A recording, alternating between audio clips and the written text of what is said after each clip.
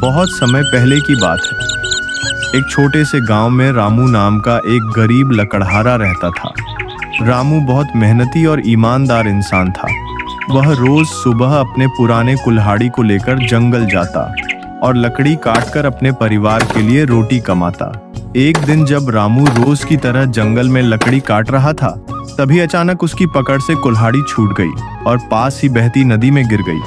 अरे नहीं, मेरी कुल्हाड़ी तो पानी में गिर गई। अब मैं लकड़ी कैसे काटूंगा? यही तो मेरा एकमात्र साधन था।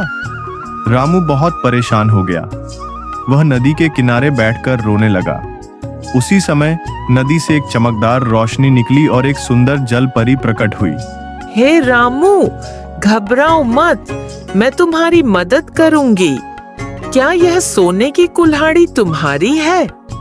रामू ने देखा कि जल परी के हाथ में एक चमचमाती सोने की कुल्हाड़ी थी। वह आश्चर्यचकित तो हुआ, लेकिन नहीं देवी, यह कुल्हाड़ी मेरी नहीं है। मेरी कुल्हाड़ी तो लोहे की थी, पुरानी सी। जल परी मुस्कुराई और पानी में फिर डुबकी लगाई। कुछ ही क्षणों बाद वह एक चांदी की कुल्हाड़ी लेकर फिर से प्रकट हुई। क्या यह चांदी की कुल्हाड़ी तुम्हारी है रामू? नहीं देवी, यह भी मेरी नहीं है। मेरी कुल्हाड़ी तो साधारण सी लोहे की थी। जलपरी अब बहुत प्रभावित हुई। उसने फिर से नदी में गोता लगाया और इस बार रामू की असली कुल्हाड़ी लेकर लौटी। रामू, क्या यह तुम्हारी कुल्हाड़ी है? हाँ देवी, यही मेरी कुल्हाड़ी है। बहुत बहुत धन्यवाद। रामू की ईमानदारी से जलपरी बहुत प्रसन्न हुई। उसने सोने और चांदी दोनों कुल्हाड़ियां भी रामू को उपहार स्वरूप दे दी। तुम्हारी ईमानदारी एक मिसाल है रामू।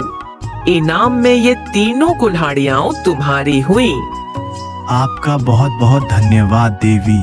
मैं सदा ईमानदार बना रहूंगा।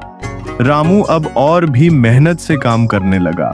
वह गांव में ईमानदारी की मिसाल बन गया। बच्चों, इस कहानी से हमें यह सीखने को मिलता है कि ईमानदारी का फल हमेशा मीठा होता है।